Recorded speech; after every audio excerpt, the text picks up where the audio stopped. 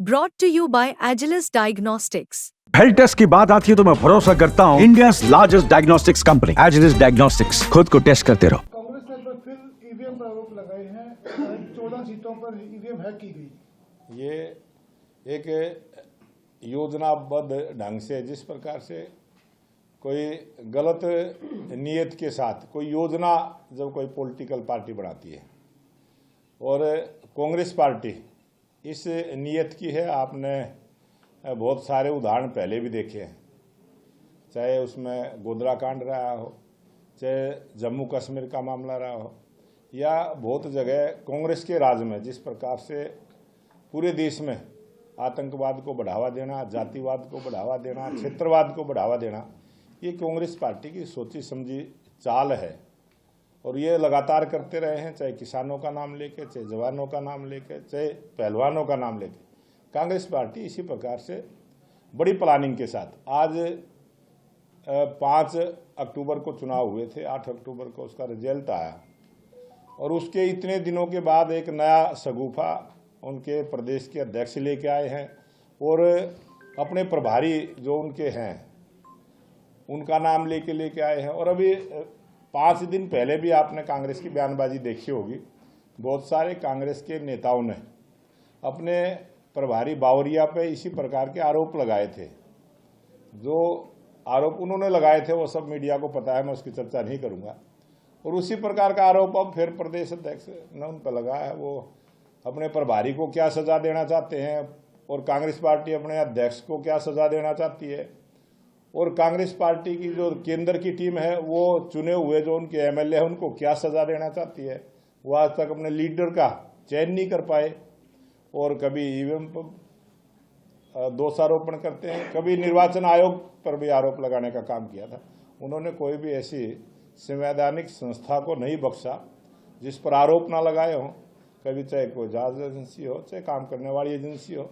वो लगातार कांग्रेस पार्टी अपनी हार का ठिकरा किसी न किसी के सिर पर फोड़ना चाहते हैं और वो नई नई योजनाओं के साथ नए नए बयान देने का काम करते हैं। ज़्यादा इनके बारे में मैं क्या कहूँ।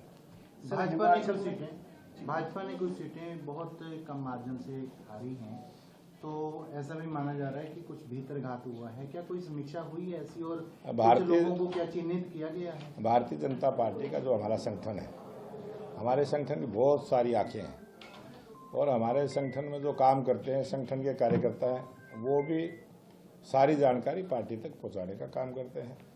हमारा जो राष्ट्रीय नेतृत्व है वो भी पूरे चुनाव के समय 5 प्रभारी हमारे केंद्र की तरफ से बीच में रहे, मॉनिटरिंग के लिए वास्ते सारे दिशा निर्देश देने के लिए रहे और एक कार्यकर्ता की तरह उन्होंने भी काम किया है। बहुत सारे हमारा प्रदेश की ऐसी टीम थी, बहुत सारी सामाजिक संगठन ऐसे थे जो गैर राजनीतिक संगठन थे, लेकिन उन्होंने भी भारतीय जनता पार्टी सरकार में आए इस प्रकार की सोच के साथ, क्योंकि वो गैर राजनीतिक संगठन दूसरे संगठनों में काम करते हैं, उसमें खाप प्रतिनिधि भी हैं, जातियों के भी ऐसे सामाजिक संगठन हैं।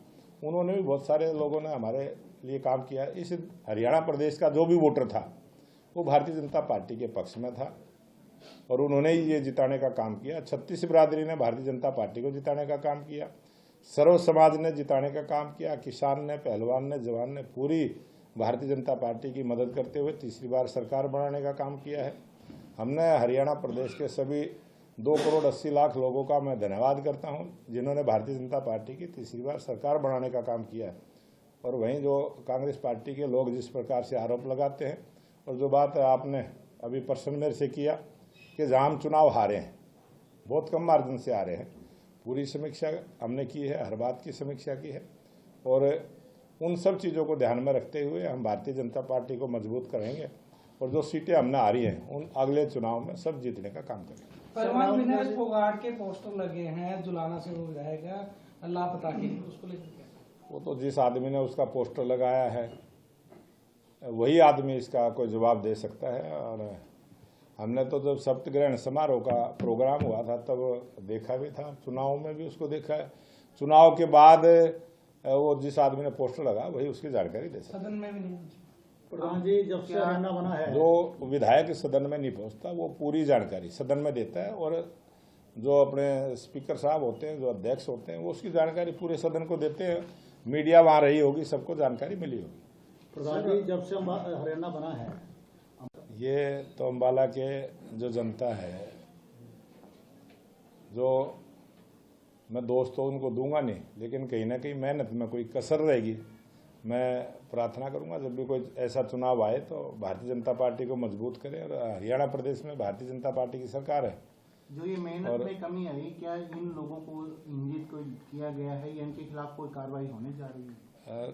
जैसा जिस कार्यकर्ता ने काम किया है वैसा उसी कार्यकर्ता को उसी प्रकार का सम्मान जरूर मिलेगा। हमारा शहर की जनता ने तो कोई वोट नहीं दिए, लेकिन फिर भी हम चलो किसी कारण से भी हार गए, तो सत्ता से वंचित क्यों रखा जाए? जब कोई चुनाव लड़ता है या तो हारता है या जीतता है। हाँ जी, बिल्कुल।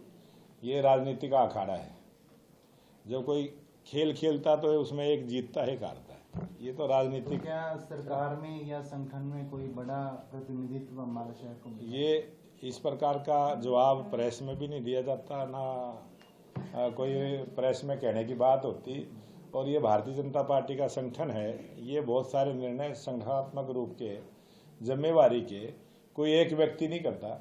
जब उसका समय आता है तो एक हमारी एक पार्टी का सिस्टम है, एक टीम है, वो टीम उस पर निर्णय करती है, सामूहिक रूप से निर्णय। संगठन, मैंने आपको कहा, बहुत सारी आंखें हैं, और भारतीय जनता पार्टी का जो भी कार्यकर्ता है, जो भी हमारा नेता है, राष्ट्रीय नेतृत्व तो सबके बारे में सोचते हैं, पहले भी सोचते रहे और आगे भी सोचेंगे। सर, हिमाचल में पहले ASP का तबादला हुआ है, अब SP से भी काफी खींचतान चल रही है। ये इस प्रकार की जो है ना, प्रशासन का काम है ये, और चलान किस कारण से हुआ है, कैसे हुआ, ये तो इसका कोई राजनीतिक जवाब भी, इसकी कोई आवश्यकता भी नहीं है। वो तो